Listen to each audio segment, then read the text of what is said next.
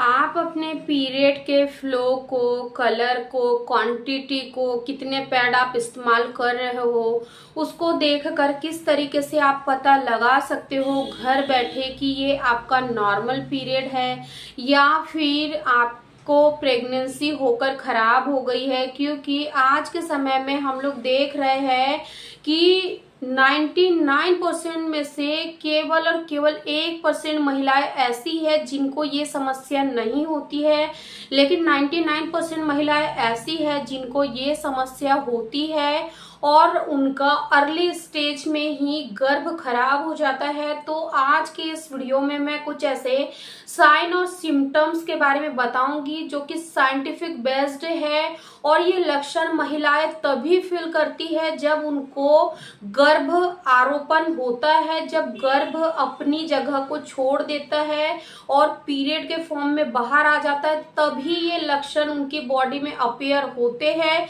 इसीलिए आज की इस वीडियो को आप लोग शुरू से लास्ट तक जरूर देखिएगा, बिल्कुल भी स्किप ना करिएगा। चलिए आज की इस वीडियो को हम बिना देर करे शुरू करते हैं।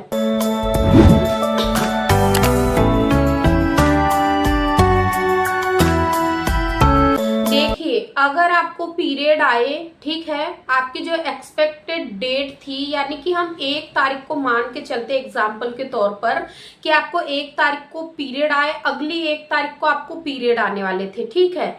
आपको 1 को पीरियड न आकर आपके जो पीरियड है वो 7 तारीख के आसपास आए। आप चाह रहे थे कि मैं प्रेगनेंसी टेस्ट कर लूंगी क्योंकि मेरे पीरियड के 6 दिन मिस हो गए थे, बस एक 7वां दिन बचा था। जहां 7वां दिन बीत जाता, 8वें दिन मैं सुबह उठते से ही प्रेगनेंसी टेस्ट कर लेती, लेकिन अचानक से ही आपको पेड़ों में हल्का सा दर्द हुआ, पीठ में, कमर में हल्का हल्का सा दर्द हुआ और फिर आपको पीरियड आ गए।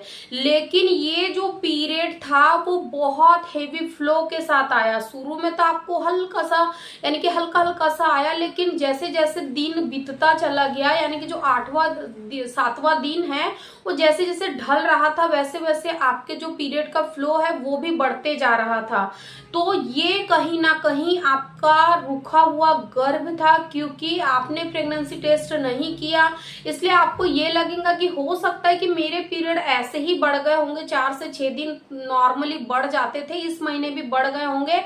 अगर ऐसा आपके साथ हो रहा है कि पीरियड का जो फ्लो है वो कंटिन्यू बढ़ते जा रहा है, ना कि कम हो रहा है, तो ये रुका हुआ गर्भ था।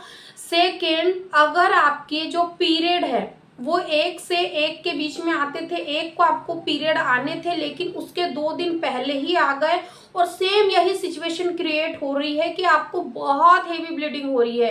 ब्लीडिंग इस कदर हो रही है कि आपको एक दिन में कई सारे पैड्स का इस्तेमाल करना पड़ रहा है, क्योंकि जो मिसकैरेज होता है ना उसमें बहुत हेवी ब्लड लॉस होता है, जिस वजह से कि उसको रोकने के लिए कई बार महिलाओं को जो डिलीवरी के बाद में जो पैड वगैरह का इस्तेमाल करते हैं ना, जो पैंटी वगैरह आती है, वो तक वेयर करना पड़ता है, तब जाकर वो ब्लीडिंग को रोक पाते हैं। अदरवाइज जो नॉर्मल पैड है वो उस ब्लीडिंग को सोख ही नहीं कर पाते हैं। अगर ऐसा आपके साथ हो रहा है तो ये कहीं ना कहीं आपका रुका हुआ गर्भ था। ठीक वैसे ही पीरियड का फ्लो तो कंटिन्यू बढ़ते जा रहा है, ब्लीडिंग भी कंटिन्यू बढ़ते जा रही है, लेकिन वहीं पर पीरियड में आपको बहुत बड़े बड़े से क्लॉट आ रहे हैं, गुच्छों की मात्रा में आपको क्लॉट आ रहा है। जो पैड आप ले रहे हो, जो पैड है उस पर भी आपको बड़े बड़े क्लॉट्स नजर आ रहे हैं। और जब अक्सर करके मैंने देखा है कि नॉर्मली जब हमारे पीरियड आते हैं, जब हम यूरिन पास करने के लिए जाते हैं तो यूरिन पास करते समय हम प्रेशर लगाते, ठीक है, नॉर्मली प्रेशर लगता ही है।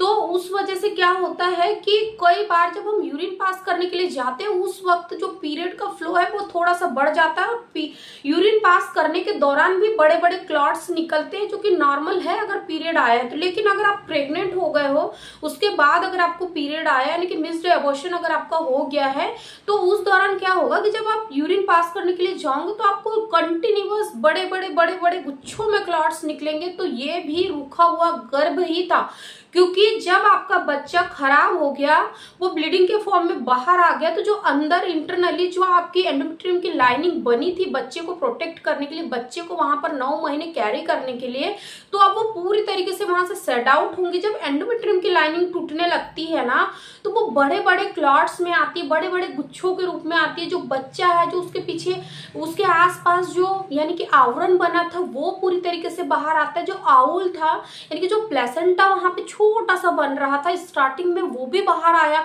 तो टोटल अगर हम कुल मिला के कहे कि अगर आपका जो बच्चा है वो अर्ली स्टेज में ही अगर खराब हो गया, तो भी आपको सेम वही चीजें फेस करनी पड़ेंगी जो कि एक महिला को डिलीवरी के समय फेस करनी पड़ती है। ब्लीडिंग की यानी कि ब्लीडिंग लॉस उस समय भी बहुत ज्यादा होता है जब डिलीवरी होती है, उस समय में भी ये सारी चीजें यूट्रस से बाहर आती है। और जब एक बच्चा यानी कि शुरुआती दिनों में ही खराब हो जाता है, तब भी ये सारी चीजें यूट्रस से बाहर आती है। तो अगर आपके साथ ये चीजें हो रही है, यानी कि पहली बार अगर हुई है, आपको नहीं पता था कि मेरे साथ कभी ऐसा कुछ हो जाएगा, लेकिन आपको इस साथ ये पहली बार हो रहा है, तो अब मैं आपको यहाँ पर कुछ चीजें बताती हूँ जो कि आपको आगे चल के बहुत काम आएंगी।